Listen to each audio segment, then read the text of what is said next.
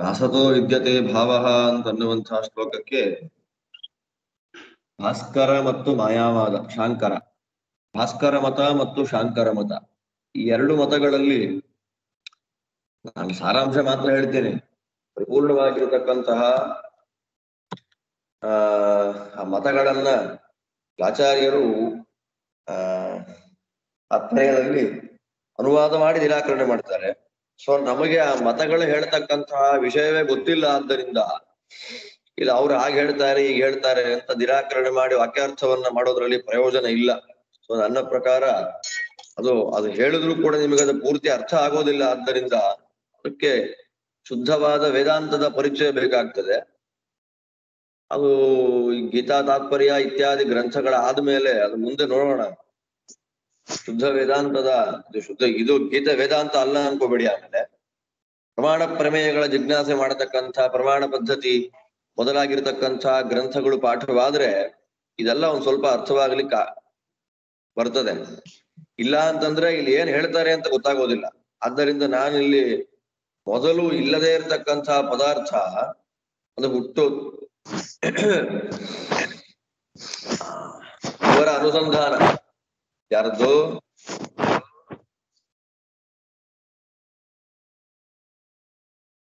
ಯಾವುದಿಲ್ಲ ಅದು ಹುಟ್ಟೋದಿಲ್ಲ, ಯಾವುದು ಹುಟ್ಟುತ್ತೆ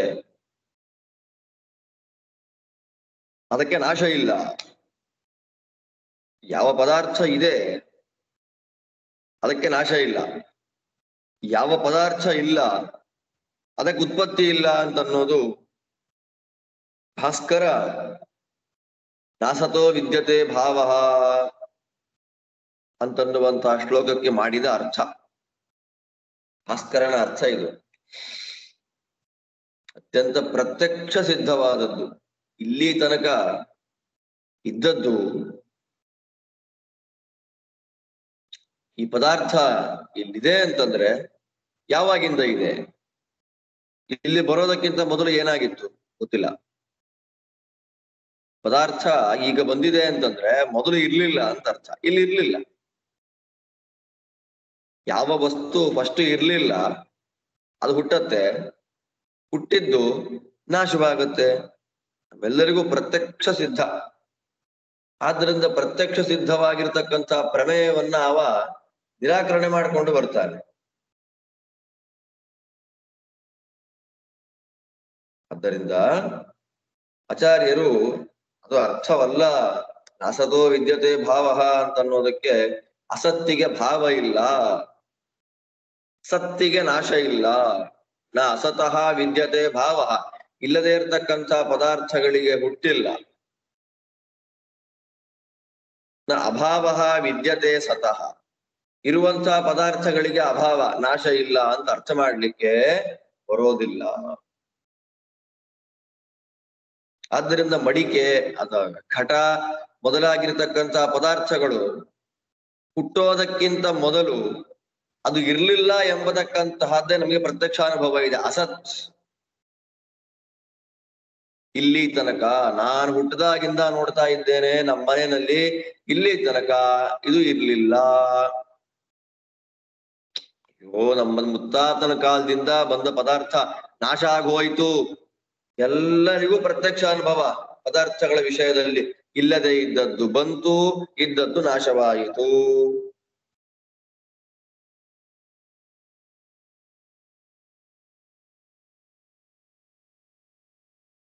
ಆದ್ದರಿಂದ ಜೀವರುಗಳು ಅಂದ್ರೆ ಮನುಷ್ಯರು ಮಾಡತಕ್ಕಂಥ ವ್ಯವಹಾರ, ಇಲ್ಲದೆ ಇದ್ದ ಪದಾರ್ಥ ಹುಟ್ಟಿತು, ಇರುವ ಪದಾರ್ಥ ನಾಶವಾಯಿತು ಅಂತನ್ನೋದು ಅದು ಭ್ರಾಂತಿ.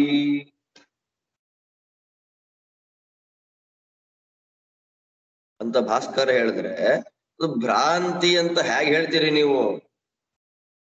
ನಮ್ಮ ವ್ಯವಹಾರವನ್ನೇ ಭ್ರಾಂತಿ ಅಂತ ಹೇಗೆ ಹೇಳ್ತೀರಿ? ವ್ಯವಹಾರ ಭ್ರಾಂತಿ ಅಂತ ಹೇಳ್ಬೇಕಾದ್ರೆ ಪ್ರಮಾಣ ಬೇಕು, ಒಂದು ಬಾಧಕ ಹೇಳ್ಬೇಕು ನೀವು.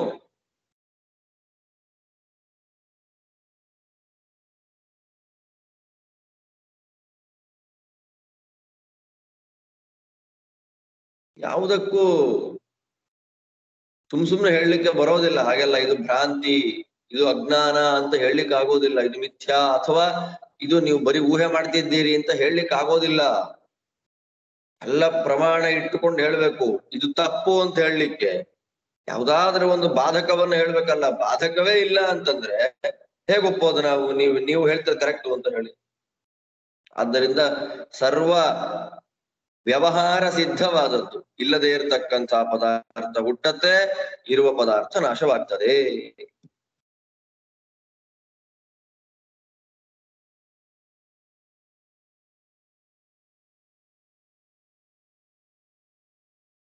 ಅದರಿಂದ ನೀನ್ ಹೇಳ್ತಕ್ಕಂಥ ಒಂದು ಪ್ರಮೇಯ, ಭಾಸ್ಕರ್ ಹೇಳ್ತಕ್ಕಂಥ ಪ್ರಮೇಯ ಅದು ತಪ್ಪಾಗ್ತದೆ.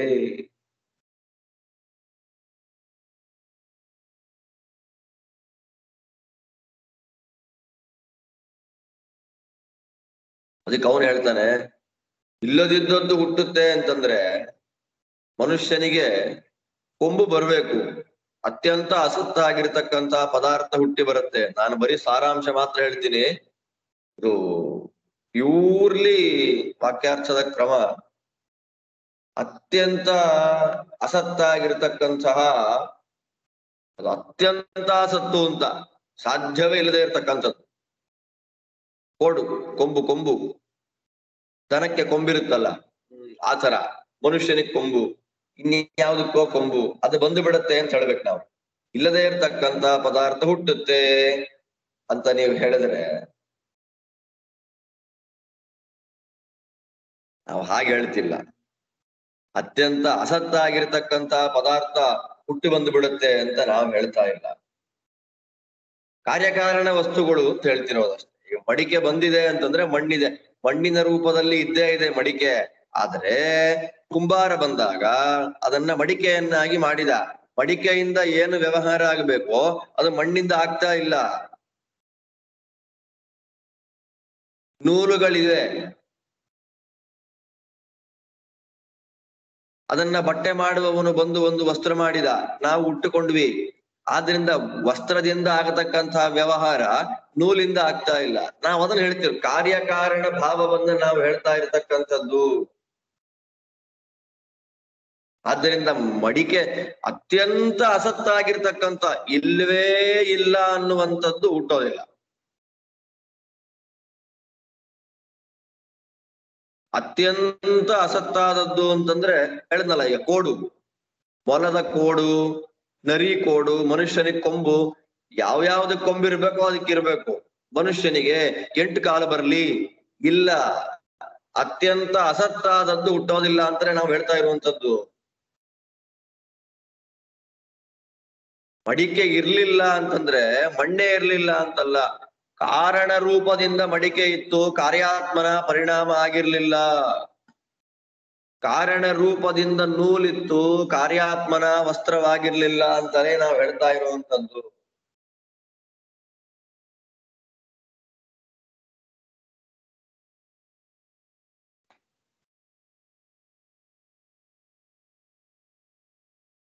ಆದ್ದರಿಂದ ಇಲ್ಲದೆ ಇರತಕ್ಕಂಥ ಪದಾರ್ಥ ಹುಟ್ಟೋದು, ಇರುವ ಪದಾರ್ಥ ನಾಶ ಹೊಂದುವುದು ಪ್ರತ್ಯಕ್ಷ ಸಿದ್ಧ.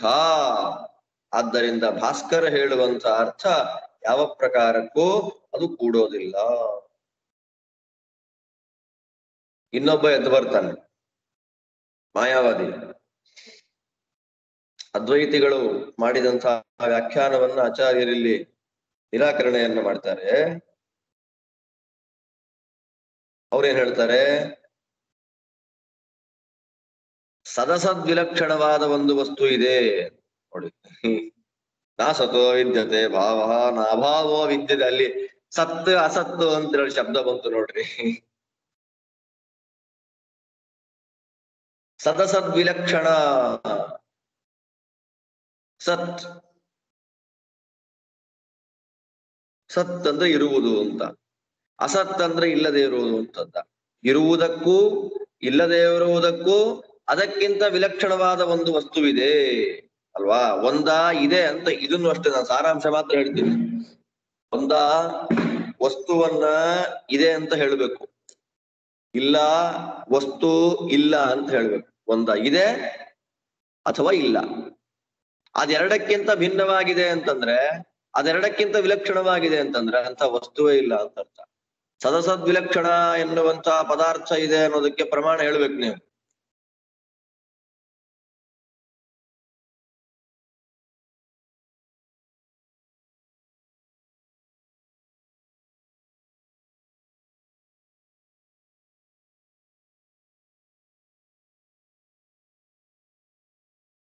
ಸದಸದ್ ವಿಲಕ್ಷಣವ ತುಂಬಾ ಕಷ್ಟ ಇದು, ಕೇಳ್ರಿ ಅಷ್ಟೇ.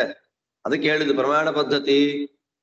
ಪ್ರಕರಣ ಗ್ರಂಥಗಳ ಒಳಗೆ ನೀವು ಪ್ರವೇಶ ಮಾಡಿದಾಗ, ಪ್ರಕರಣ ಗ್ರಂಥಗಳನ್ನ ಕೇಳಲಿಕ್ಕೆ ಹೋದಾಗ ಇದರ ಬಗ್ಗೆ ಎಲ್ಲ ಗೊತ್ತಾಗ್ತದೆ ನಮಗೆ.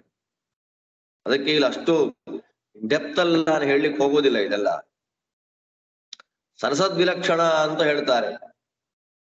ಅವನು ಅಭಾವ ಮತ್ತು ಭಾವ ಅನ್ನೋದಕ್ಕೆ ವಿಚಿತ್ರವಾದ ಅರ್ಥ ಮಾಡಿದ ಭಾಸ್ಕರ ನಿರಾಕರಣೆ ಮಾಡ್ತಾರೆ ಆಚಾರ್ಯರು. ಇಲ್ಲಿ ಮಾಯಾವಾದಿ ಸತ್ ಅಸತ್ತಿಗಿಂತ ವಿಲಕ್ಷಣವಾಗಿರತಕ್ಕಂತ ಒಂದು ವಸ್ತು ಇದೆ ಅಂತ ಅವನು ಹೇಳ್ಬಿಟ್ಟ. ಅದಕ್ಕೆ ಆಚಾರ ಅಂತಾರೆ ಅಸ್ತಿ ಇತ್ಯತ್ರ ಕಿಂಚಿನ್ ಮಾನಂ. ಸರಸದ್ ವಿಲಕ್ಷಣವಾದ ಒಂದು ವಸ್ತುವಿದೆ ಅಂತ ಹೇಳಲಿಕ್ಕೆ ಪ್ರಮಾಣವೇ ಇಲ್ಲ. ಲಾಖ್ಯಾತಿವಾದ ಅಂತ ಬರುತ್ತೆ ಸುಧಾದಿ ಗ್ರಂಥಗಳಲ್ಲಿ. ಪಂಚಾಖ್ಯಾತಿವಾದ ಅಂತ ಅತ್ಯಂತ ಪ್ರಸಿದ್ಧವಾಗಿರ್ತಕ್ಕಂಥದ್ದು. ಅಲ್ಲಿ ಭಾಸ್ಕರಾಚಾರ್ಯರ ಮತ, ಶಂಕರ ಮತ, ರಾಮಾನುಜ ಮತ ಅದೆಲ್ಲ ಒಂದು ನಿರಾಕರಣೆ ಮಾಡ್ತಾರೆ. ಅದು ವೇದಾಂತ. ಇದು ವೇದಾಂತವೇ, ಗೀತೆ ವೇದಾಂತ ಅಂತ ಹೇಳ್ತಾ ಇಲ್ಲ. ಅಂದ್ರೆ ಶುದ್ಧವಾದ ಪ್ರಕರಣಾದಿ ಗ್ರಂಥಗಳಲ್ಲಿ ಈ ವಿಷಯಗಳನ್ನ ನಾವು ನೋಡ್ಬೋದು. ಅಲ್ಲಿ ವಿಸ್ತಾರವಾಗಿ ಅರ್ಥ ಮಾಡಿಸುವಂತ ಹೇಳ್ತಾ ಇದ್ದಾರೆ. ಆದ್ದರಿಂದ ಅಲ್ಲಿ ನಾವು ಪ್ರಕರಣ ಗ್ರಂಥಗಳನ್ನು ನೋಡಿದಾಗ ಇದೆಲ್ಲವೂ ಕೂಡ ಸ್ಪಷ್ಟ ಆಗ್ತದೆ. ಆಗ್ಲಿ ಆ ಗ್ರಂಥದ ಪಾಠವೂ ಆಗ್ಲಿ ಬೇಗ. ಈಗ ಯಾವನೋ ಒಬ್ಬ ಸಮುದ್ರದ ಹತ್ತಿರ ನಡ್ಕೊಂಡು ಹೋಗ್ತಾ ಇದ್ದಾನೆ. ನಡ್ಕೊಂಡು ಹೋಗ್ತಾ ಇರ್ತಕ್ಕಂತಹ ಸಂದರ್ಭದಲ್ಲಿ ಸೂರ್ಯನ ಕಿರಣ ಒಂದು ಪದಾರ್ಥದ ಮೇಲೆ ಬಿತ್ತು. ಸೂರ್ಯನ ಕಿರಣ ಒಂದು ಪದಾರ್ಥದ ಮೇಲೆ ಬೀಳ್ತಾ ಇದ್ದ ಹಾಗೆ ಫಳಫಳ ಅಂತ ಹೊಳಿತು. ಅದು ಹೊಳಿತಾ ಇದ್ದೆ ಬೆಳ್ಳಿ ಅಂತ ಅನ್ಕೊಂಡ್ಬಿಟ್ಟ ಅದನ್ನು. ಆಗ ಅವನಿಗೇನಾಯ್ತು?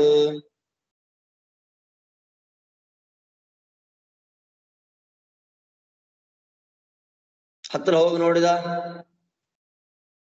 ಇಲ್ಲದೆ ಇರತಕ್ಕಂತಹ ಬೆಳ್ಳಿ ಅವನಿಗೆ ಕಾಣಿಸ್ತು. ಇರುವಂತಹ ಪದಾರ್ಥ ಕಾಣ್ಲಿಲ್ಲ. ಕಪ್ಪೆ ಚಿಪ್ಪು ಕಾಣ್ಲಿಲ್ಲ, ಬೆಳ್ಳಿ ಕಾಣ್ತು. ಅಸತ್ತು ಕಂಡಿತು, ಸತ್ತು ಕಾಣ್ಲಿಲ್ಲ. ಆದ್ದರಿಂದ ಅಲ್ಲಿ ಏನಾಯ್ತು ನಿಮಗಲ್ಲಿ? ಅಸತ್ತಾಗಿ ಅಲ್ಲಿರದೇ ಇರ್ತಕ್ಕಂತ ಬೆಳ್ಳಿ ಕಾಣಿಸಿದೆ, ಇರುವಂತ ಕಪ್ಪೆ ಚಿಪ್ಪು ಕಾಣ್ಲಿಲ್ಲ. ಅದೆರಡಕ್ಕಿಂತ ವಿಲಕ್ಷಣವಾದ ಒಂದು ಜ್ಞಾನ ಬಂದಿದೆ. ಅದೇ ಸರಸದ್ ವಿಲಕ್ಷಣ ಅಂತಂದ್ರೆ ಪ್ರಮಾಣ ಕೊಡ್ರಿ. ಅಲ್ಲಿ ಬಾಧ ಬರುತ್ತೆ ಅವನಿಗೆ.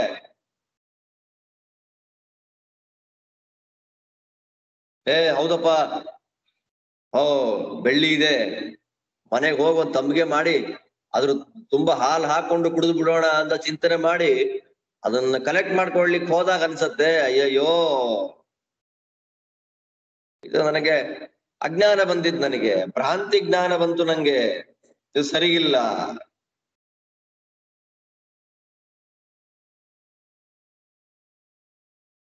ಅಂತ ಅವನಿಗೆ ಗೊತ್ತಾಗತ್ತವಾಗ. ಆದ್ದರಿಂದ ಅಸತ್ ಒಂದು ಪದಾರ್ಥದಲ್ಲಿ ಅವ್ರು ಏನ್ ಹೇಳ್ತಾರೆ ಅಂದ್ರೆ, ತಾತ್ಪರ್ಯ ಏನ್ ಗೊತ್ತಾ? ಇಲ್ಲದೆ ಇರ್ತಕ್ಕಂಥ ಜಗತ್ತು ಕಾಣ್ತಾ ಇದೆ ಅಂತ. ವಾಸ್ತವಿಕವಾಗಿ ಜಗತ್ತಿಲ್ಲ, ಅಸತ್ತು ಕಾಣ್ತದೆ. ಅಸತ್ತಿಗೆ ಪ್ರತೀತಿತ್ವ ಉಂಟು ಅಂತ ಅವರ ಮತ. ಯಾಕೆ ಅಂತ ಜಗತ್ತು ಮಿಥ್ಯಾ, ಜಗತ್ತು ಸುಳ್ಳು ಅಂತ ಹೇಳ್ಬೇಕಲ್ಲ. ವ್ಯಾವಹಾರಿಕ ನೆಲೆಯಲ್ಲಿ, ವ್ಯಾವಹಾರಿಕ ಚೌಕಟ್ಟಿನಲ್ಲಿ ಜಗತ್ತಿಗೆ ಸತ್ಯತ್ವವನ್ನು ಒಪ್ಪಿದವರು ಮಾಯಾವಾದಿಗಳು. ಆದ್ದರಿಂದ ವ್ಯವಹಾರದಲ್ಲಿ ಜಗತ್ತಿದೆ ಅಂತಂದ್ರೆ ಜಗತ್ತಿಗೆ ಅಧಿಕರಣ ಯಾರು ಅಂದಾಗ ಬ್ರಹ್ಮನಲ್ಲಿ, ಸತ್ಯಭೂತವಾಗಿರ್ತಕ್ಕ ಬ್ರಹ್ಮದಲ್ಲಿ ಮಿಥ್ಯಾಭೂತವಾಗಿರ್ತಕ್ಕಂಥ ಜಗತ್ತು ಅಜ್ಞಾನದಿಂದ ಕಾಣ್ತಾ ಇದೆ ಅಂತ ಅವ್ರು ಹೇಳ್ತಾ ಇರುವಂಥದ್ದು. ಮತ್ತೆ ಆ ಅಜ್ಞಾನ ಯಾರಿಗೆ ಅಂತಂದ್ರೆ ಉತ್ತರ ಇಲ್ಲ ಅವರಲ್ಲಿ. ಆ ಅಜ್ಞಾನ ಬ್ರಹ್ಮನ ಅಜ್ಞಾನದಿಂದ ಕಾಣ್ತಾ ಇದೆಯೋ, ಜೀವನ ಅಜ್ಞಾನದಿಂದ ಕಾಣ್ತಾ ಇದೆಯೋ ಅಂತಂದ್ರೆ ಅದಕ್ಕೆ ಉತ್ತರ ಇಲ್ಲ. ಯಾಕೆ ಅಂತಂದ್ರೆ ಅಜ್ಞಾನ ಅಂತನ್ನುವುದು ಸತ್ಯ ಅಂತ ಆಗ್ಬಿಡುತ್ತೆ. ಬ್ರಹ್ಮನ ಅಜ್ಞಾನ ಅಂದ್ರೆ ಬ್ರಹ್ಮ ಅಂತ ಒಂದು ಪದಾರ್ಥ, ಅಜ್ಞಾನ ಅಂತ ಒಂದು ಪದಾರ್ಥ. ಹಾಗೆ ಚಿಂತನೆ ಮಾಡಿಬಿಟ್ರೆ ಅದ್ವೈತ ಹಾನಿ ಆಗ್ಬಿಡುತ್ತೆ, ಅಪಸಿದ್ಧಾಂತ ದೋಷ ಬರುತ್ತೆ. ಯಾಕೆ ಅಂತಂದ್ರೆ ಅವರಲ್ಲಿ ಸತ್ಯ ಒಂದೇ ಇರುವಂತದ್ದು, ಬ್ರಹ್ಮ ಸತ್ಯಂ, ಬ್ರಹ್ಮ ಒಂದೇ ಸತ್ಯ ಮಾಯಾವಾದಿಗಳಲ್ಲಿ.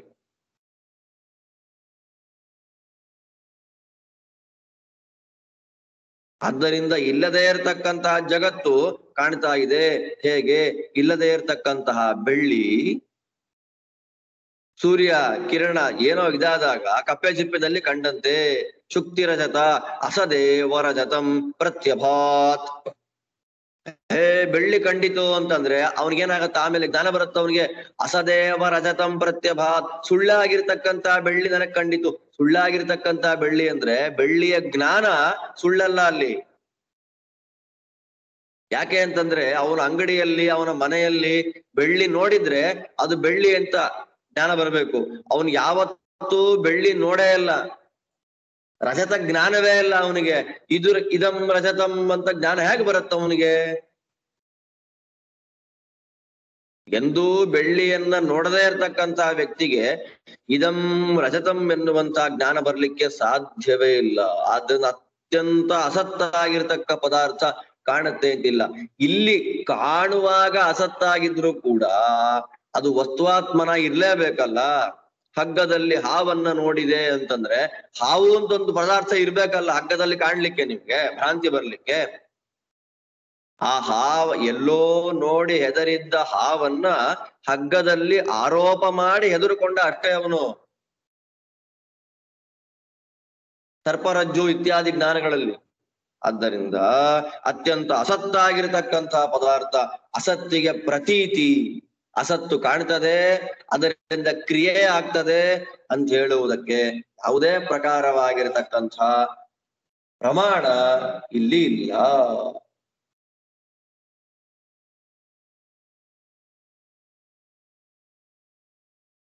ಅದಕ್ಕೆ ಅವ್ರ ಮತ್ತೆ ಮುಂದೆ ಅನಿರ್ವಚನೀಯ ಅಂತ ಹೇಳಿಬಿಡ್ತಾರೆ.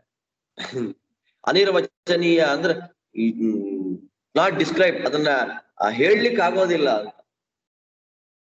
ಸತ್ ವಿಲಕ್ಷಣವಾದ ಪದಾರ್ಥ ಇಲ್ಲ ಅಂತಂದ ಮೇಲೆ ಸತ್ ಅಸತ್ ವಿಲಕ್ಷಣವಾದ ಪದಾರ್ಥ. ಸತ್ತಿಗಿಂತ ವಿಲಕ್ಷಣ ಅಂದ್ರೆ ಅಸತ್, ಅಸತ್ತಿಗಿಂತ ವಿಲಕ್ಷಣ ಅಂದ್ರೆ ಸತ್, ಸತ್ ಅಸತ್ತಿಗಿಂತ ವಿಲಕ್ಷಣವಾದ ಒಂದು ಪದಾರ್ಥ ಇದೆ ಅಂತ ಹೇಳಲಿಕ್ಕೆ ಪ್ರಮಾಣವೇ ಇಲ್ಲ ಅಂತಂದ್ರು ಆಚಾರ್ಯರಿಗೆ. ಅವನು ಮಿಥ್ಯಾ ಅಂತ ಸಮರ್ಥನೆ ಮಾಡ್ಬೇಕಷ್ಟೇ.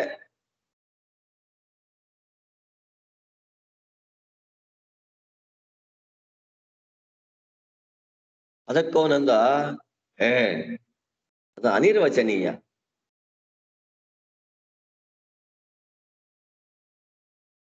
ಅನಿರ್ವಚನೀಯ, ನಿರ್ವಚನೀಯ ಅಂತಂದ್ರೆ ಹೇಳಲಿಕ್ಕಾಗುವಂಥದ್ದು. ಅನಿರ್ವಚನೀಯ, ಇದನ್ನು ಹೀಗೆ ಅಂತ ಹೇಳಲಿಕ್ಕೆ ಸಾಧ್ಯ ಇಲ್ಲ. ಅನಿರ್ವಚನೀಯವಾದ ರಜತ ಕಂಡಿತು ನಿಮಗೆ.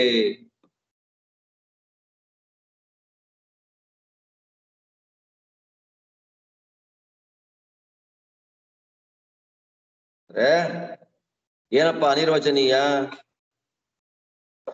ರಜತ, ಆ ಮುತ್ತಿನ ಚಿಪ್ಪಿನಲ್ಲಿ ಕಂಡಿರತಕ್ಕಂತಹ ರಜತ ಅನಿರ್ವಚನೀಯ. ಅನಿರ್ವಚನೀಯ ಸರಿ, ಹೇಳಲಿಕ್ಕೆ ಬಾರದೇ ಇರತಕ್ಕಂತಹ ಬೆಳ್ಳಿ ಇವನಿಗೆ ಕಂಡುಬಿಡ್ತು. ಪಾಪ ಅವ್ನು ನೋಡಿದವನೆಂತ ಗೂಬೆನು, ಅವನು ಕಣ್ಣಿಗೆ ಕಾಣಿಸ್ತು.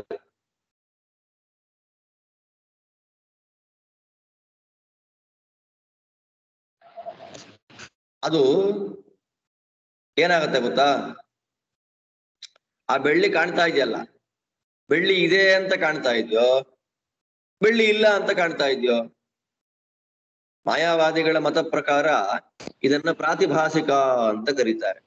ನಾನು ಈಗಿನ ವ್ಯಾವಹಾರಿಕ ಅಂದ್ರೆ ಏನು ಅಂತಂದೆ, ಇದು ಪ್ರಾತಿಭಾಸಿಕ. ಪ್ರಾತಿಭಾಸಿಕ ಅಂತಂದ್ರೆ ಇಲ್ಲಿ ಪ್ರತಿಭಾಸ ಆಗೋದು ಅಂತ. ಮುತ್ತಿನ ಚಿಪ್ಪು, ಕಪ್ಪೆ ಚಿಪ್ಪಿನಲ್ಲಿ ಬೆಳ್ಳಿ ಕಾಣೋದು, ಅದನ್ನ ಪ್ರಾತಿಭಾಸಿಕ ಅಂತ ಅವರು ಕರೀತಾರೆ.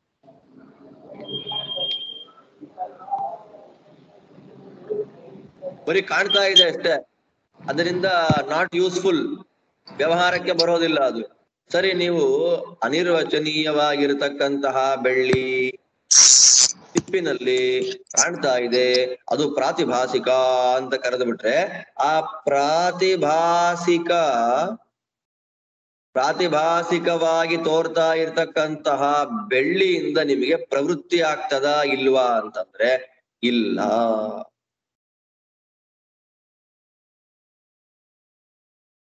ಅಂದ್ರೆ ವಾಸ್ತವಿಕವಾಗಿ ಇದು ಕಾಣ್ತಾ ಇಲ್ಲ. ಇನ್ಫ್ಯಾಕ್ಟ್ ಅದಿಲ್ವೇ ಇಲ್ಲ. ಇಲ್ಲದೇ ಇರ್ತಕ್ಕಂತಹ ಪದಾರ್ಥ ಕಾಣ್ತಾ ಇದೆ. ಅಂದ್ರೆ ಅಸತ್ ಪದಾರ್ಥ ಸತ್ತಾಗಿ ತೋರ್ತಾ ಇದೆ ಅಂತ ಹೇಳಬೇಕು.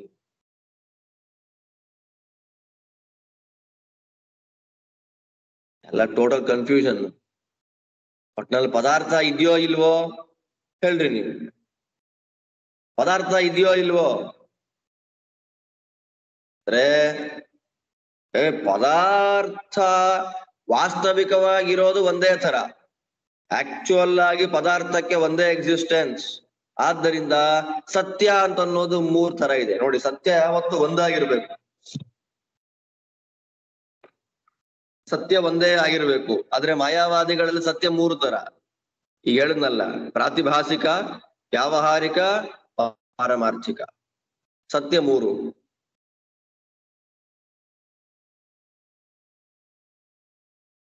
ಆದ್ದರಿಂದ ಜಗತ್ತು ಸತ್ ಅಸತ್ ವಿಲಕ್ಷಣ. ನಾಸತೋ ವಿದ್ಯತೆ ಭಾವ ನಾಭಾವೋ ವಿದ್ಯತೆ ಸತಃ ಎನ್ನುವಂತಹ ಶ್ಲೋಕದಲ್ಲಿ ಕೃಷ್ಣ ಏನ್ ಹೇಳ್ತಾ ಇದ್ದಾನೆ ಅಂದ್ರೆ ಜಗತ್ತು ಸದಸದ್ವಿಲಕ್ಷಣವಾಗಿದೆ. ಸರ್ವಾತ್ಮನ ಇಲ್ವೇ ಇಲ್ಲ ಅಂತಂದ್ರೆ ಇಲ್ಲಪ್ಪ, ವ್ಯವಹಾರಕ್ಕೆ ಕಾರಣವಾಗಿದೆ. ಆದ್ದರಿಂದ ಅಜ್ಞಾನದ ಅವಸ್ಥೆಯಲ್ಲಿ ಜೀವನಿಗೆ ಅಥವಾ ಬ್ರಹ್ಮ ಯಾವನಿಗೊಬ್ಬನಿಗೆ ಅಜ್ಞಾನ ಬಂದಾಗ ಜಗತ್ತು ಕಾಣ್ತಾ ಇದೆ, ವ್ಯವಹಾರಕ್ಕೆ ಕಾಣ್ತಾ ಇದೆ.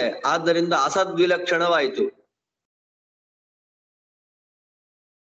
ಇನ್ನು ಪರಬ್ರಹ್ಮನಂತೆ ಸತ್ಯವಾ ಜಗತ್ತು ಅಂದ್ರೆ ಇಲ್ಲ. ಪರಬ್ರಹ್ಮನಂತೆ ಸತ್ಯತ್ವ ಅನ್ನೋ ಜಗತ್ತಿಗಿಲ್ಲ. ಆದ್ದರಿಂದ ಸದ್ವಿಲಕ್ಷಣ ಆಯಿತು.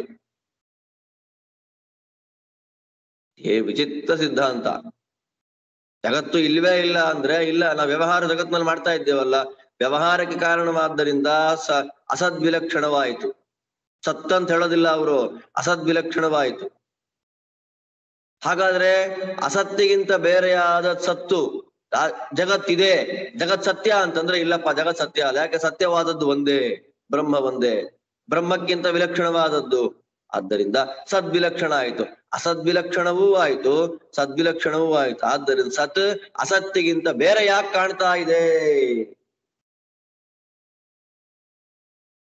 ಸದ್ವೈಲಕ್ಷಣ್ಯವೂ ಇದೆ, ಅಸದ್ವೈಲಕ್ಷಣ್ಯವೂ ಜಗತ್ತಿಗಿದೆ.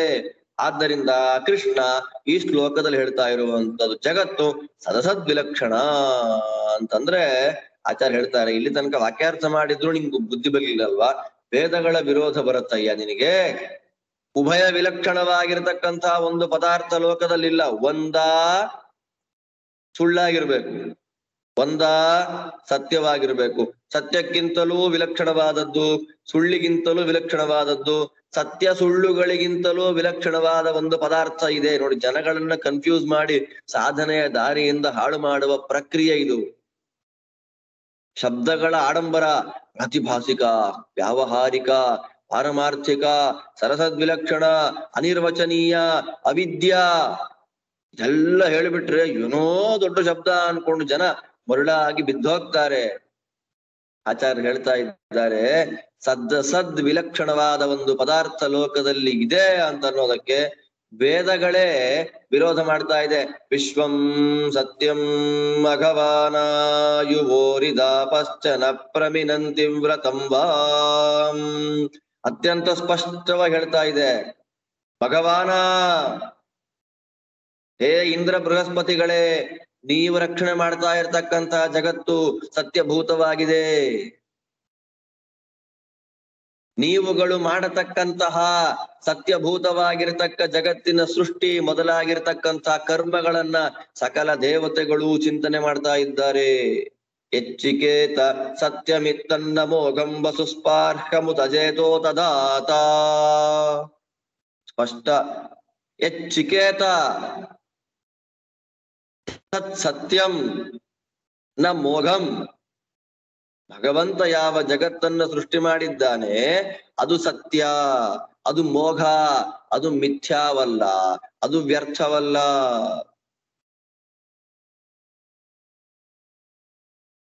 ಕವಿರ್ಮನೀಷಿ ಪರಿಭೂ ಸ್ವಯಂ ಭೂರ್ಯಾಥಾ ತಥ್ಯತೋ ಅರ್ಥಾನ್ ನಿಬದಧಾತ್ ಶಾಶ್ವತೀಭ್ಯಃ ಸಮಾಭ್ಯಃ. ಕವಿಃ ಮನೀಷಿ ಪರಿಭೂಃ ಸ್ವಯಂಭೂಃ. ಈಶಾವಾಸ್ಯೋಪನಿಷತ್ತಿನ ಮಂತ್ರ.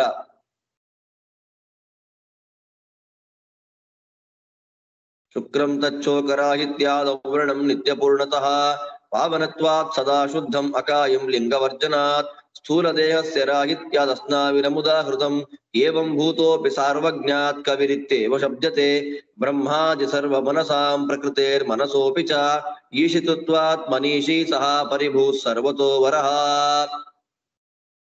ಎಲ್ಲ ಆಚಾರ್ಯ ಭಾಷೆ ಬರೀತಾರೆ ಈ ವಾಕ್ಯದ ಅರ್ಥಗಳನ್ನೆಲ್ಲ. ಅಂತ ಕವಿಹಿ ಸರ್ವಜ್ಞನಾಗಿರತಕ್ಕಂತಹ, ಮನೀಷಿ ಬ್ರಹ್ಮಾದಿ ಸರ್ವರ ಮನಸ್ಸುಗಳನ್ನು ನಿಯಮನ ಮಾಡತಕ್ಕಂತಹ ಸರ್ವೋತ್ತಮನಾಗಿರತಕ್ಕ ಭಗವಂತ ಸೃಷ್ಟಿ ಮಾಡಿದಂತಹ ಜಗತ್ತು ಅನಂತಾನಂತ ಕಾಲಗಳಲ್ಲಿ ಸತ್ಯಭೂತವಾಗಿಯೇ ಇದೆ.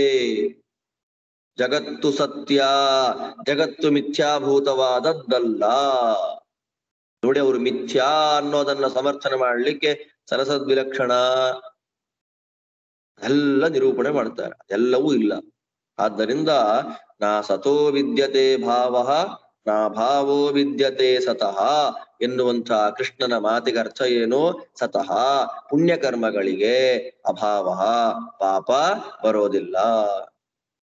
ನ ಅಭಾವ, ಅಭಾವ ಅಂದ್ರೆ ಪಾಪ, ಪಾಪ ಕರ್ಮಗಳನ್ನ ಮಾಡಿ ಸತ್ ಪುಣ್ಯವನ್ನ ಎಕ್ಸ್ಪೆಕ್ಟ್ ಮಾಡೋ ಹಾಗಿಲ್ಲ ಅನ್ನುವುದೇ ಗೀತೆಯ ಕೃಷ್ಣದೇವರ ಮಾತಿನ ಅರ್ಥ ಹೊರತು ಭಾಸ್ಕರಾಚಾರ್ಯ ಹೇಳಿದ ಹಾಗೆ ಇಲ್ಲದೆ ಇರತಕ್ಕಂತ ಪದಾರ್ಥ ಹುಟ್ಟೋದಿಲ್ಲ, ಇರೋ ಪದಾರ್ಥ ನಾಶ ಆಗೋದಿಲ್ಲ ಅಂತ ಅನ್ನೋದು ಅರ್ಥವಲ್ಲ.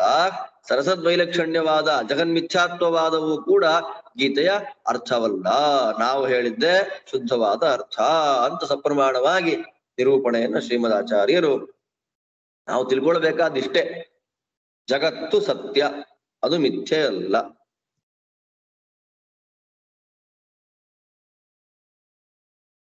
ಇನ್ನು ಕೃಷ್ಣ ಜೀವರಿಗಿಂತ ಬೇರೆಯಾಗಿರತಕ್ಕಂತಹ ವರ್ಣಗಳಿವೆ. ವರ್ಣಗಳು ಅ ಈ ಮೊದಲಾಗಿರತಕ್ಕಂತಹ ವರ್ಣಗಳು, ಆ ವರ್ಣಗಳು ಕೂಡ ನಿತ್ಯಭೂತವಾದದ್ದು. ಆದ್ದರಿಂದ ಆ ವರ್ಣಗಳ ನಿತ್ಯತ್ವವನ್ನ ನಾವು ಅನುಸಂಧಾನ ಮಾಡೋದ್ರಿಂದ ಏನಾಗತ್ತೆ ನಮಗೆ ಅಂತಂದ್ರೆ ಜೀವನಿತ್ಯ ಅಂತ ಸಮರ್ಥನೆ ಮಾಡ್ಲಿಕ್ಕಾಗತ್ತೆ. ವರ್ಣಗಳ ನಿತ್ಯತ್ವವನ್ನ ಸಮರ್ಥನೆ ಮಾಡಿಬಿಟ್ರೆ ಜೀವನಿತ್ಯತ್ವವನ್ನು ಸಮರ್ಥನೆ ಮಾಡ್ಲಿಕ್ಕೆ ದೃಷ್ಟಾಂತವಾಗ್ತದೆ ನಮಗೆ ವರ್ಣ ನಿತ್ಯತ್ವ ಅಂತ ಅನ್ನುವಂತಹ ಮಾತನ್ನ ಕೃಷ್ಣ ತಿಳಿಸಿಕೊಡ್ತಾ ಇದ್ದಾನೆ.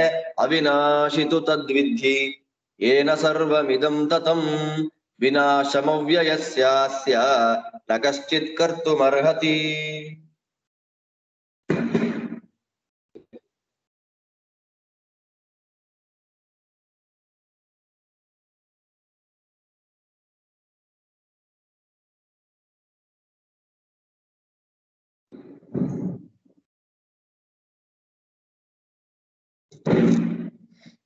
ಈ ಶ್ಲೋಕದ ಅರ್ಥ ಹೇಳಿದ್ದೇನೆ. ಆಚಾರ್ಯರು ಭಾಷ್ಯದಲ್ಲಿ ಅರ್ಥವನ್ನ ಹೇಳಿದ್ದಾರೆ. ಅದರಿಂದ ನಾನು ಅದಕ್ಕೆ ವಿಸ್ತಾರ ಅರ್ಥವನ್ನು ಹೇಳಲಿಕ್ಕೆ ನಾನು ಹೋಗೋದಿಲ್ಲ ಯಾವುದಕ್ಕೂ. ಏನ ಎಲ್ಲ ಜಗತ್ತು ಯಾವುದರಿಂದ ವ್ಯಾಪ್ತವಾಗಿದೆ ಅಂತಂದ್ರೆ ಅಕಾರಾದಿ ವರ್ಣಗಳಿಂದ ವ್ಯಾಪ್ತವಾಗಿದೆ. ಅಕಾರಾದಿ ವ್ಯಾಪ್ತ ವರ್ಣಗಳಿಂದ ಯುಕ್ತವಾಗಿರತಕ್ಕಂತಹ ಜಗತ್ತು ಭಗವಂತನಿಂದ ವ್ಯಾಪ್ತವಾಗಿದೆ. ಅದೆಲ್ಲವೂ ಕೂಡ ಸ್ವಾಭಾವಿಕವಾಗಿ ನಾಶವಿಲ್ಲದ್ದು, ಅವಿನಾಶಿ, ಅನಾದಿ. ಇಂತಹ ಪದಾರ್ಥಗಳನ್ನು ನಾಶ ಮಾಡಲಿಕ್ಕೆ ಯಾರಿಗೂ ಸಾಧ್ಯವಿಲ್ಲ ಅನ್ನೋದು ಈ ಶ್ಲೋಕದ ಅರ್ಥ. ಇದು ಏನಾಗ್ಬಿಡುತ್ತೆ, ದೇವರಿಗೂ ನಾಶ ಇಲ್ಲ, ಜೀವರಿಗೂ ನಾಶ ಇಲ್ಲ, ವರ್ಣಗಳಿಗೂ ನಾಶ ಇಲ್ಲ. ಆದ್ದರಿಂದ ಜೀವ, ದೇವ, ವರ್ಣ ಮೂರಕ್ಕೂ ಒಂದೇ ಪ್ರಕಾರವಾಗಿರತಕ್ಕಂತಹ ಅವಿನಾಶಿತ್ವ ಅಂತ ಅನ್ನೋದನ್ನ ಹೇಳಿಬಿಟ್ಟಿದ್ದಾರೆ ಅಂತಂದ್ರೆ ಆಚಾರ್ಯ ಹೇಳ್ತಾರೆ, ಯದ್ಯಪಿ ನಿತ್ಯತ್ವಂ ಜೀವಸ್ಯಾಪ್ಯಸ್ತಿ, ಜೀವರಿಗೂ ನಿತ್ಯತ್ವ ಇದೆ, ಆದರೆ ಸರ್ವ ಪ್ರಕಾರೇಣ ಅವಿನಾಶಿತ್ವಂ ವಿಷ್ಣೋರೇವ, ಸರ್ವ ಪ್ರಕಾರವಾಗಿರತಕ್ಕ ಅವಿನಾಶಿತ್ವ ದೇವರಿಗೆ ಮಾತ್ರ.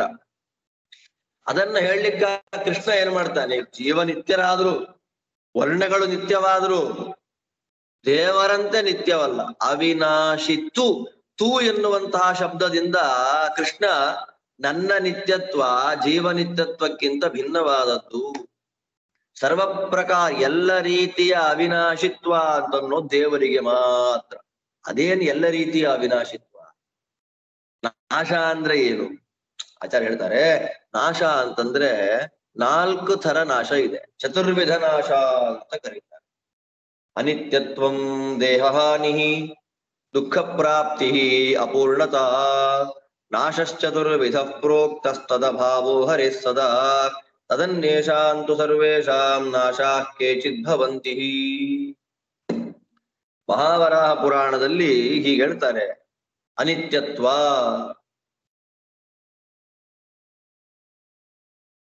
ದೇಹಹಾನಿ, ದುಃಖ ಪ್ರಾಪ್ತಿ, ಅಪೂರ್ಣತೆ ಅಂತನ್ನೋದು 4 ಪ್ರಕಾರವಾಗಿರತಕ್ಕಂತಹ ನಾಶ ಎಲ್ಲರಿಗೂ ಉಂಟು. ಈ 4 ಪ್ರಕಾರವಾಗಿರತಕ್ಕಂತಹ ನಾಶದಲ್ಲಿ ಎಲ್ಲರಿಗೂ, ಮಹಾಲಕ್ಷ್ಮೀ ದೇವಿಗೂ ಅಪೂರ್ಣತಾ ಎಂಬತಕ್ಕಂತಹ ಒಂದು ನಾಶ ಉಂಟೇ ಉಂಟು. ಚತುರ್ವಿಧ ನಾಶರಹಿತನಾದವನು ಭಗವಂತ ಮಾತ್ರ. ಅದನ್ನೇ ಅವಿನಾಶಿತು.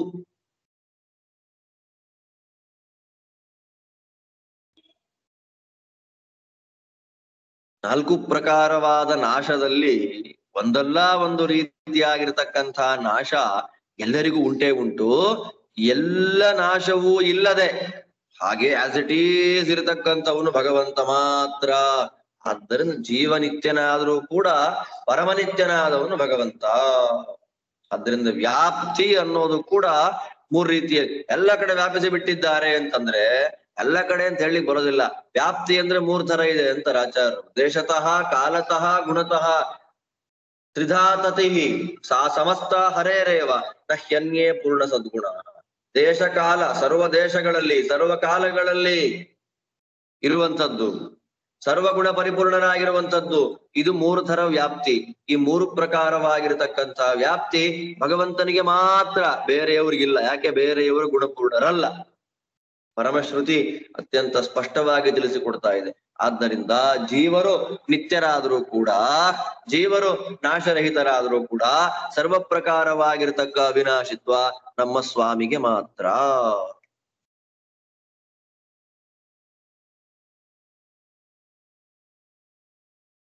ಅಂತವಂತ ಇಮೇ ದೇಹಾ ನಿತ್ಯಸ್ಯೋಕ್ತಾ ಶರೀರಿಣಃ ಅನಾಶಿನೋ ಪ್ರಮೇಯಸ್ಯ ತಸ್ಮಾತ್ ಯುಜ್ಯಸ್ವ ಭಾರತ. ಹೇಳ್ತಾನೆ ನೋಡಿ,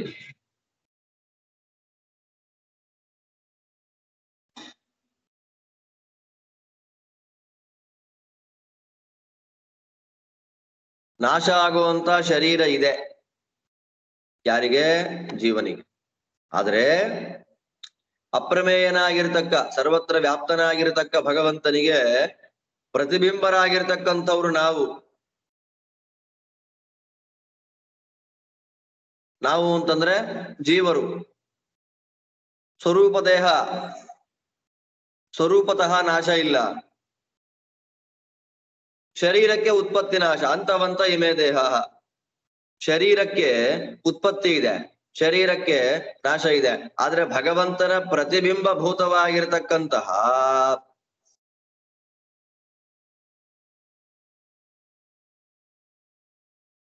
ಜೀವಕ್ಕೆ, ಸ್ವರೂಪಕ್ಕೆ ನಾಶ ಇಲ್ಲ.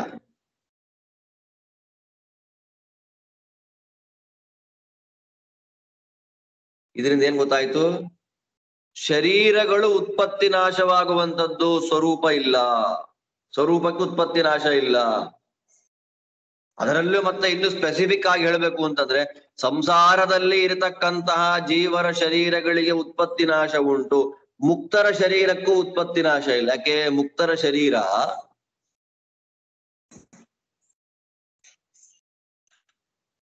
ಮುಕ್ತರ ಶರೀರ ಸ್ವರೂಪ ಶರೀರ.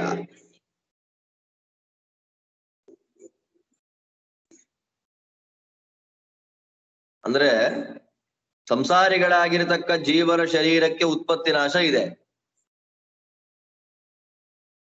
ಸಂಸಾರ ದಾಟಿ ಮುಕ್ತರಾಗಿರ್ತಕ್ಕ ಜೀವರೇನಿದ್ದಾರೆ ಅವರ ಶರೀರಕ್ಕೆ ಉತ್ಪತ್ತಿ ನಾಶ ಇಲ್ಲ. ಇದರಿಂದ ಏನ್ ಗೊತ್ತಾಯ್ತು? ಇವರ ಜೀವಕ್ಕೆ ಅಂದ್ರೆ ಮುಕ್ತರ ಶರೀರಕ್ಕೆ ಉತ್ಪತ್ತಿ ನಾಶ ಇಲ್ಲ ಅಂತಂದ್ರೆ ಮುಕ್ತಿಯನ್ನು ಕೊಡತಕ್ಕಂತಹ ಭಗವಂತನಿಗೆ ನಿತ್ಯವಾಗಿರ್ತಕ್ಕ ಒಂದು ಶರೀರ ಇದೆ ಅಂತ ಗೊತ್ತಾಗತ್ತೆ. ಆದ್ದರಿಂದ ಜೀವರಿಗೆ ಸರ್ವಕಾಲಗಳಲ್ಲಿಯೂ ಕೂಡ ಸುಖ ಇಲ್ಲ. ಯಾಕೆ? ಸಂಸಾರಾವಸ್ಥೆಯಲ್ಲಿ ದುಃಖವನ್ನ ಅನುಭವಿಸಿ ಸುಖವನ್ನ ಪಡೆದದ್ದು. ಮುಕ್ತಿಯಾದಾಗ ಸಮಸ್ತ ಗುಣ ಪರಿಪೂರ್ಣತೆ ಅವರಿಗಿಲ್ಲ.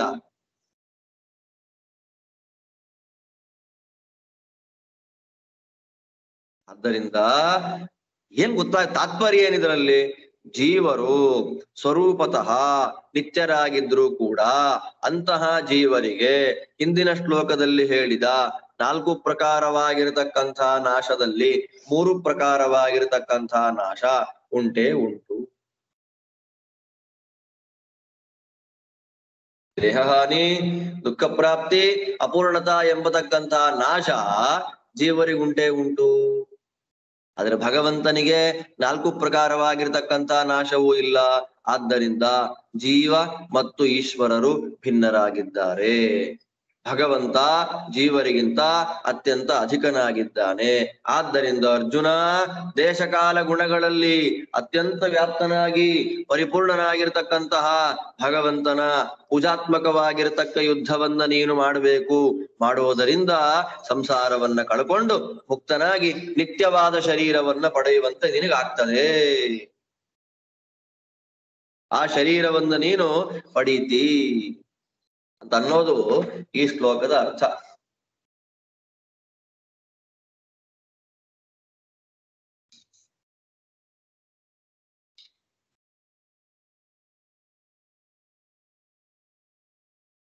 ಇದ್ರಲ್ಲಿ ಆಚಾರ್ಯರು ತುಂಬಾ ಅದ್ಭುತವಾಗಿ ತಾತ್ಪರ್ಯ ಬರೆದಿದ್ದಾರೆ. ವಿಸ್ತಾರವಾಗಿರ್ತಕ್ಕಂತಹ ತಾತ್ಪರ್ಯ ಈ ಶ್ಲೋಕಕ್ಕೆ ಶ್ರೀಮದ್ ಆಚಾರ್ಯರು ಸುಮಾರು 10-12 ಪುಟಗಳಷ್ಟು ವ್ಯಾಪ್ತಿ ಆಚಾರ್ಯರ ತಾತ್ಪರ್ಯಕ್ಕೆ ಈ ವಿಷಯದಲ್ಲಿ. ತುಂಬಾ ಚೆನ್ನಾಗಿದೆ. ಶರೀರಿಣ ಅಂತೂ ದೇಹಹಾನ್ಯಾದಿ ನಾಶ ವಿದ್ಯತೆ ಏವ. ಶರೀರಿಣ ಅಂತೂ ಶರೀರ ಪಾಂಚಭೌತಿಕ ಶರೀರ. ಪಾಂಚಭೌತಿಕ ಶರೀರ ಯಾರಿಗಿದೆ ಅಂತಹ ಜೀವರಿಗೆ ಈ ನಾಶ ತಪ್ಪಿದ್ದಲ್ಲ.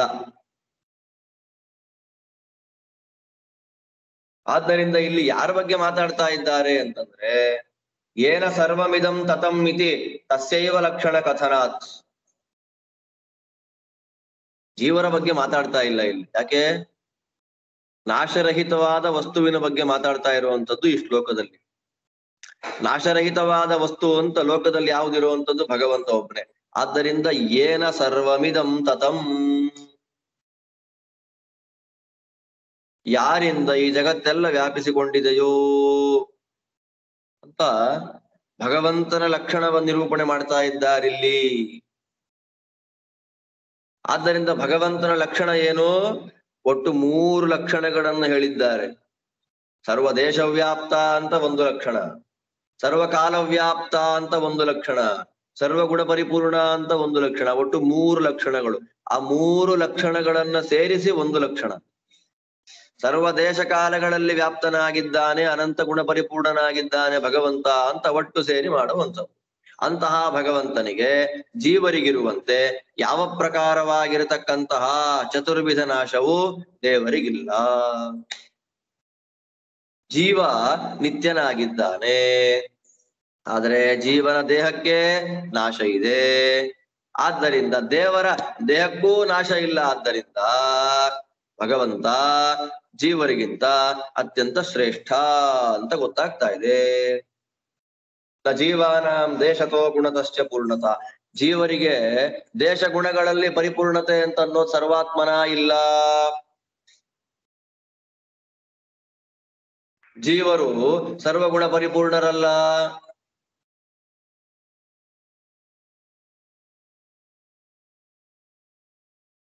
ಅಂತವಂತ ಇಮೇ ದೇಹಾ ನಿತ್ಯಸ್ಯೋಕ್ತ ಶರೀರಿಣ ಅಂತ ಅಂತವಂತಹ ಅಂತ ಹಾಕಿರೋದ್ರಿಂದ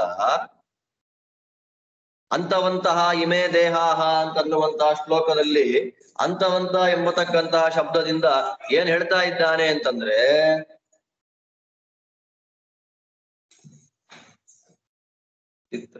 ಅಂತವಂತ ಎನ್ನುವಂತಹ ಶಬ್ದದಿಂದ ಏನ್ ಹೇಳ್ತಾ ಇದ್ದಾನೆ ಕೃಷ್ಣ ಇಲ್ಲಿ ಅಂತಂದ್ರೆ ಜೀವರ ಶರೀರಕ್ಕೆ ನಾಶ ಅಂತ ಹೇಳ್ತಾ ಇದೆ, ಜೀವರ ದೇಹಕ್ಕೆ ನಾಶ ಅಂತ ಹೇಳ್ತಾ ಇದೆ. ದೇಹಕ್ಕಿಂತ ಇತರೆ ಬೇರೆ ನಾಶದ ಬಗ್ಗೆ ಮಾತಾಡ್ತಾ ಇಲ್ಲ. ಆದ್ದರಿಂದ ದೇಹ ನಾಶವೇ ಮೊದಲಾದ ನಾಶ ಅಂತ ಯಾಕೆ ಹೇಳಿ, ಇಲ್ಲದೆ ಇರತಕ್ಕಂತ ವಸ್ತುವನ್ನು ಕಲ್ಪನೆ ಯಾಕೆ ಮಾಡ್ಬೇಕು ನಾವು? ಅಂತವಂತ ಇಮೇ ದೇಹಾಹ ಅಂತ ಹೇಳಿ ಕೇವಲ ದೇಹನಾಶವನ್ನ ಮಾತ್ರ ಹೇಳ್ತಾ ಇರುವಂತದ್ದು, ಬೇರೆ ಯಾವ ನಾಶವೂ ಇಲ್ಲಿ ಹೇಳ್ತಾ ಇಲ್ಲ. ಹಾಗಿರ್ಬೇಕಾದ್ರೆ ದೇಹನಾಶವೇ ಮೊದಲಾದ ದೇಹ ಹಾನ್ಯಾದಿ ನಾಶ ಅಂತ ಆದಿಶಬ್ದವನ್ನ ಆಚಾರ್ಯರು ಪ್ರಯೋಗ ಮಾಡಿದ್ ಯಾಕೆ ಅಂತಂದ್ರೆ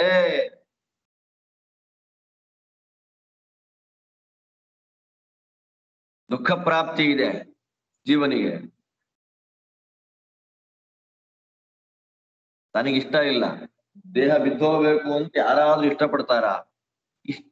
ಇಚ್ಛೆ ಜೀವರಿಗೆ ದೇಹ ಬಿದ್ದೋಗ್ಲಿ ಎನ್ನುವಂತ ವಿಷಯದಲ್ಲಿ ಇಲ್ಲದೆ ಇದ್ರೂ ಕೂಡ ದೇಹನಾಶಾದಿಗಳಿಂದ ದುಃಖ ಪ್ರಾಪ್ತಿ ಆಗ್ತದೆ.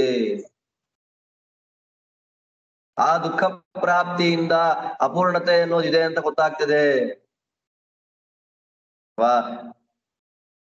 ದೇಹಹಾನಿ, ದುಃಖ ಪ್ರಾಪ್ತಿ, ಅಪೂರ್ಣತ, ಈ ಮೂರು ಪ್ರಕಾರವಾಗಿರತಕ್ಕಂತ ದೋಷ ಜೀವರಿಗುಂಟು. ಆದ್ದರಿಂದ ಸರ್ವ ಪ್ರಕಾರವಾಗಿರತಕ್ಕಂತಹ ನಾಶರಹಿತನಾದವನು ಭಗವಂತ ಮಾತ್ರ. ಸ್ಮಾತ್ ಈ ಕಾರಣದಿಂದ ಅವಿನಾಶಿಯಾಗಿರತಕ್ಕಂತಹ ಅನಂತ ಕಲ್ಯಾಣ ಗುಣಪರಿಪೂರ್ಣನಾಗಿರತಕ್ಕಂತಹ ದೇವರ ಪೂಜಾ ರೂಪದಲ್ಲಿ ಪೂಜಾರ್ಥಂ ಯುದ್ಧಸ್ವ, ದೇವರ ಪೂಜಾ ರೂಪವಾಗಿ ಅರ್ಜುನ ನೀನು ಯುದ್ಧವನ್ನು ಮಾಡಬೇಕು. ಯಾಕೆ? ತತ್ಪ್ರಸಾದಾಧೀನತ್ವಾತ್ ದುಃಖ ನಿವೃತ್ತೇ ಸುಖಸ್ಯ ಚ, ಎಲ್ಲವೂ ಭಗವಂತನ ಅಧೀನವಾದ್ದರಿಂದ.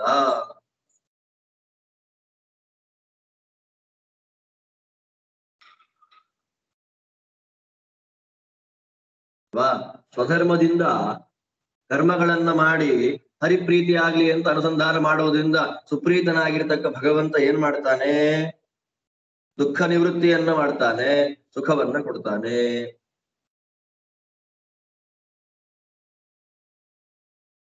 ಅಷ್ಟ ತೇಷಾಮಹಂ ಸಮುದ್ಧರ್ಥ ಏತು ಸರ್ವಾಣಿ ಕರ್ಮಾಣಿ ಮೈ ಸನ್ಯಸ್ಯ ಮತ್ಪರಾಹ ಅಂತ ಕೃಷ್ಣ ತಾನೇ ಆ ಶ್ಲೋಕಗಳಲ್ಲಿ ಅತ್ಯಂತ ಸ್ಪಷ್ಟವಾಗಿ ತಾನು ನಿರೂಪಣೆ ಮಾಡಿದ್ದಾನೆ. ಆದ್ದರಿಂದ ಭಕ್ತಿ ಜ್ಞಾನಯುಕ್ತವಾಗಿರತಕ್ಕಂತಹ ಕರ್ಮ ಮೋಕ್ಷಕ್ಕೆ ಸಾಧನವಾಗ್ತದೆ. ತಸ್ಮಾತ್ ಉಚ್ಚಸ್ವ ಭಾರತ, ನಾನು ನಿನಗಿಂತ ಅತ್ಯಂತ ವಿಲಕ್ಷಣನಾಗಿ ಸರ್ವೋತ್ತಮನಿದ್ದೇನೆ ಎನ್ನುವ ಜ್ಞಾನ, ಆ ಜ್ಞಾನದಿಂದ ಭಕ್ತಿ, ಇಂತಹ ಜ್ಞಾನ ಭಕ್ತಿಗಳಿಂದ ಭಗವತ್ ಸರ್ವೋತ್ತಮತ್ವ ಜ್ಞಾನ ಪೂರ್ವಕವಾಗಿ ಭಗವದ್ ಅರ್ಪಣ ಬುದ್ಧಿಯಿಂದ ಕರ್ಮಗಳನ್ನ, ಯುದ್ಧವೇ ಮೊದಲಾದ ಕರ್ಮಗಳನ್ನ ಮಾಡಿ ಮೋಕ್ಷವನ್ನ ಪಡಿಲಿಕ್ಕೆ ಆಗ್ತದೆ ಅಂತ ಅನ್ನೋದು ಇದರ ತಾತ್ಪರ್ಯ. ಕೆಲವರು ಏನ್ ಮಾಡ್ತಾರೆ, ಅನಾಶಿನಃ ಅಪ್ರಮೇಯಸ್ಯ ಎನ್ನುವಂತಹ ಗೀತಾ ವಾಕ್ಯ ಏನಿದೆ, ಅನಾಶಿನೋ ಅಪ್ರಮೇಯಸ್ಯ ಅಂತ ಕೃಷ್ಣ ಹೇಳಿದ ಅಲ್ವಾ? ಅನಾಶಿನೋ ಪ್ರಮೇಯಸ್ಯ ತಸ್ಮಾತ್ ಯುಚ್ಛಸ್ವ ಭಾರತ ಅಂತ. ಅನಾಶಿ ಮತ್ತು ಅಪ್ರಮೇಯ ಇದು ಜೀವಪರವಾಗಿ ಯಾಕೆ ಆಗಬಾರದು? ಅನಾಶಿ ಮತ್ತು ಅಪ್ರಮೇಯ ಅಂತ ಚತುರ್ವಿಧ ನಾಶರಹಿತನಾದ ಅನಂತ ಕಲ್ಯಾಣ ಗುಣಪರಿಪೂರ್ಣನಾದ ಭಗವಂತ ಅಂತಲೇ ಯಾಕೆ ಅರ್ಥ ಮಾಡ್ಬೇಕು ನಾವಿದಕ್ಕೆ? ಜೀವ ಅಂತ ಯಾಕೆ ಅರ್ಥ ಮಾಡಬಾರ್ದು ಅಂದ್ರೆ ಆಚಾರ್ಯ ಹೇಳ್ತಾ ಇದ್ದಾರೆ, ಜೀವ ಪಕ್ಷೆ ನಿತ್ಯಸ್ಯೋಕ್ತ ಇತ್ಯುಕ್ತತ್ವಾತ್ ಅನಾಶಿನಃ ಇತ್ಯ ಪುನರುಕ್ತಿ. ಅಲ್ಲಿ ಅಂತವಂತ ಇಮೇ ದೇಹ ನಿತ್ಯಸ್ಯೋಕ್ತ ಶರೀರಿಣ ಅಂತ ಸ್ಪಷ್ಟ ಹೇಳಿದ್ದಾರೆ ದೇವರು. ನಿತ್ಯಸ್ಯ ಉಕ್ತಾಹ ಅಂತ ಮತ್ತೆ ಹೇಳಿಬಿಟ್ಟು ಮತ್ತೆ ಅನಾಶಿನೋ ಅಪ್ರಮೇಯಸ್ಯ ಅನ್ನುವಲ್ಲಿ ಮತ್ತೆ ಜೀವ ಅಂತ ಆದ್ರೆ ಕೃಷ್ಣನಿಗೆ ಬೇರೆ ವಿಷಯ ಹೇಳಲಿಕ್ಕೆ ಗೊತ್ತಿರ್ಲಿಲ್ಲ, ಅದಕ್ಕೆ ಹೇಳಿದ್ದನ್ನ ಹೇಳ್ತಾ ಇದ್ದಾನೆ ಅಂತ ಹೇಳ್ಬೇಕಾಗತ್ತೆ. ಪುನರುಕ್ತಿ ಎನ್ನುವಂತಹ ದೋಷ ಬರುತ್ತೆ. ಹೇಳಿದ್ದನ್ನ ಮತ್ತೆ ಹೇಳ್ತಾ ಇದ್ದಾನೆ. ಅಂತವಂತ ಇಮೇ ದೇಹಾಹ ನಿತ್ಯಸ್ಯ ಉಕ್ತಾಹ ಅಂತ ನಿತ್ಯನಾಗಿರ್ತಕ್ಕಂತಹ ಜೀವನಿಗೆ ಅಂತವಂತ ಇಮೇ ದೇಹಾಹ ನಾಶವಾಗತಕ್ಕಂತಹ ಶರೀರಗಳು ಬರುತ್ತೆ ಅಂತ ಹೇಳಿ ಮತ್ತೆ ಅನಾಶಿ ಮತ್ತು ಅಪ್ರಮೇಯ ಅಂತ ಜೀವನಿಗೆ ಮತ್ತೆ ಅವಿನಾಶಿ ಅಂತ ಹೇಳಿಬಿಟ್ರೆ ಪುನರುಕ್ತಿ ಎಂಬತಕ್ಕಂತಹ ದೋಷ ಬರೋದರಿಂದ ಇದು ಭಗವಂತನ ವಿಷಯವೇ. ಇಮೇ ದೇಹಾಹ ಅಂತ ಕೃಷ್ಣ ಅಂತವಂತ ಇಮೇ ದೇಹ ಈ ದೇಹಗಳು ಅಂತ ಭಗವಂತ ಹೇಳಿರೋದ್ರಿಂದ ಈ ದೇಹಗಳು ಅಂತ ಹೇಳಿರೋದ್ರಿಂದ ಏನಾಗುತ್ತೆ, ಪಾಂಚಭೌತಿಕವಾಗಿರತಕ್ಕ ಶರೀರಕ್ಕೆ ನಾಶ ಇದೆ ಅಂತ ಗೊತ್ತಾಯ್ತು. ಅಂದ್ರೆ ಪಾಂಚಭೌತಿಕ ಶರೀರಕ್ಕಿಂತ ಭಿನ್ನವಾದ ಸ್ವರೂಪಭೂತವಾದ ಚಿದಾನಂದಾತ್ಮಕವಾಗಿರತಕ್ಕಂತಹ ಒಂದು ದೇಹ ಮುಕ್ತರಿಗೂ ಇದೆ ಅಂತ ಇನ್ನೊಂದು ಪ್ರಮೇಯ ಗೊತ್ತಾಗ್ತಾ ಇದೆ ನಮಗೆ. ನಾಶವದ್ ದೇಹ ಉಂಟು, ಕಣ್ಣಿಗೆ ಕಾಣ್ತಿರುತ್ತೆ. ಹುಟ್ಟೋದು ಬೀಳೋದು ಕಣ್ಣಿಗೆ ಕಾಣ್ತಾ ಇದೆ, ಸಾಯೋದು ಎರಡೂ. ಅದೆರಡಕ್ಕಿಂತ ವಿಲಕ್ಷಣವಾದ ಭಿನ್ನವಾದ ಸ್ವರೂಪಭೂತವಾದ ಸ್ವತಃ ಚಿದಾನಂದಾತ್ಮಕವಾಗಿರತಕ್ಕಂತಹ ಒಂದು ದೇಹ, ಸ್ವರೂಪಭೂತವಾಗಿರತಕ್ಕಂತಹ ದೇಹ ಜೀವರಿಗಿದೆ ಅಂತನ್ನೋದು ಗೊತ್ತಾಗ್ತಾ ಇದೆ ನಮ್ಗೆ ಇದರಿಂದ. ಮುಕ್ತರ ಶರೀರ ನಿತ್ಯ, ಮುಕ್ತರ ಶರೀರವೇ ನಿತ್ಯ ಲಿಂಗದೇಹ ಹೋದ ಮೇಲೆ ಬರುವಂತಹ ಮುಕ್ತ ಶರೀರವೇ ನಿತ್ಯ ಅಂತಂದ ಮೇಲೆ ಮುಕ್ತ ನಿಯಾಮಕನಾಗಿರ್ತಕ್ಕಂತ ಭಗವಂತನ ಶರೀರ ನಿತ್ಯ ಅಂತ ಪ್ರತ್ಯೇಕವಾಗಿ ಹೇಳ್ಬೇಕಾ?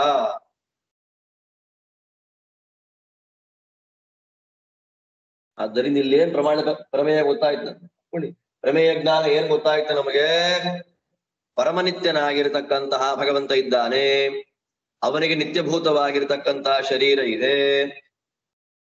ಜೀವರು ಕೂಡ ಭಗವತ್ ಪ್ರಸಾದ ಲಬ್ಧವಾಗಿರತಕ್ಕಂತಹ ತತ್ವಜ್ಞಾನ ಮತ್ತು ಭಕ್ತಿಗಳಿಂದ ಲಿಂಗದೇಹವನ್ನ ಕಳ್ಕೊಂಡವರಾಗಿ ಸ್ವರೂಪಭೂತವಾಗಿರತಕ್ಕಂತಹ ಚಿದಾನಂದಾತ್ಮಕ ದೇಹವನ್ನ ಪಡಿತಾರೆ ಅಂತ ವಿಷಯ ಗೊತ್ತಾಯ್ತು.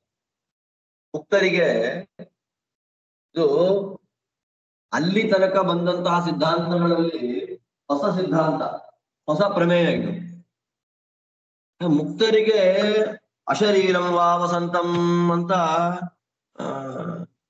ಪ್ರಮಾಣ ವಾಕ್ಯವನ್ನ, ಅಶರೀರಂ ವಾವಸಂತಂ ಅಂತ ಒಂದು ವಾಕ್ಯ, ಶರೀರ ಇಲ್ಲದೆ ಇರ್ತಾನೆ ಅಂತ.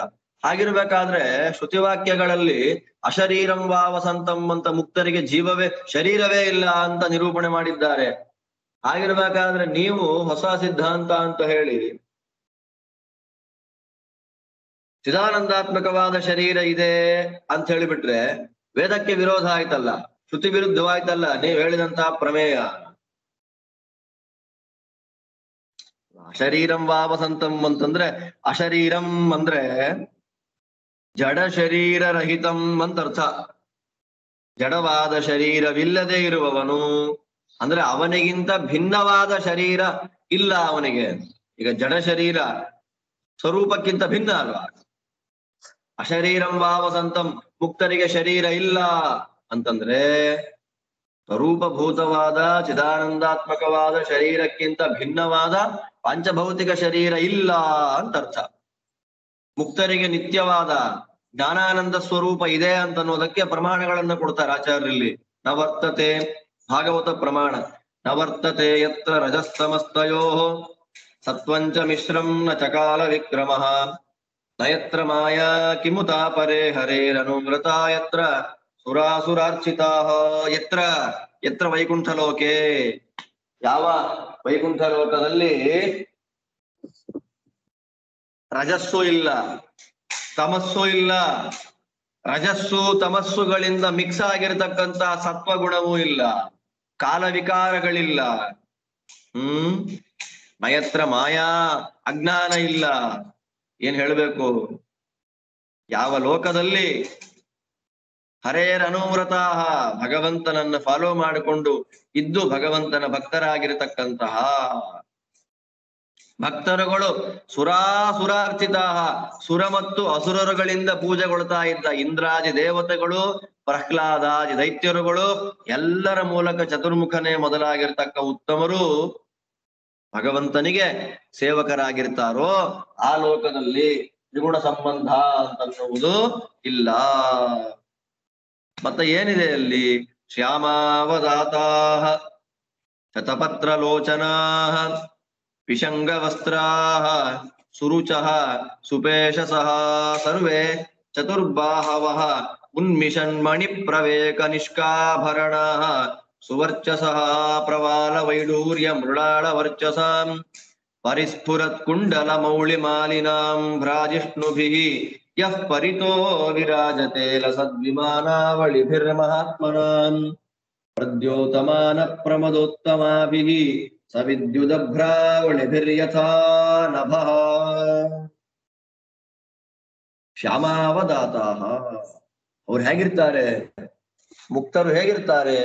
ಭಾಗವತ ಹೇಳುತ್ತೆ, ನೀಲಿ ಬಣ್ಣ, ನೀರು ತುಂಬಿದ ಮೋಡ ಹೇಗೆ ನೀಲಿ ಬಣ್ಣದಲ್ಲಿರ್ತದೋ ಹಾಗೆ ಮುಕ್ತರಿರ್ತಾರೆ. ಶತಪತ್ರ ಲೋಚನಾಹ, ಕಮಲದಂತೆ ಕಣ್ಣವರಿಗೆ, ಅಗಲವಾದ ಕಣ್ಣುಗಳು. ಕಮಲದಂತೆ ಅಗಲವಾಗಿರತಕ್ಕಂತಹ ಕಣ್ಣು ಮುಕ್ತರಿಗೆ. ಪಿಶಂಗ ವಸ್ತ್ರಾಹ,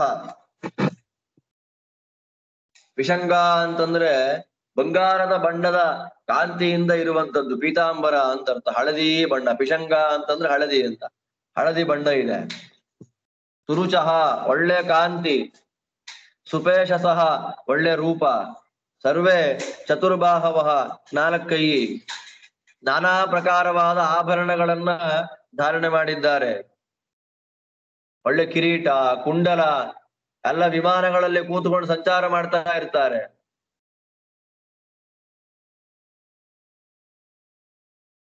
ಅಂತ ಲೋಕವನ್ನ ಚತುರ್ಮುಖ ಬ್ರಹ್ಮದೇವರಿಗೆ ಭಗವಂತ ದರ್ಶನ ಮಾಡಿಸಿದ.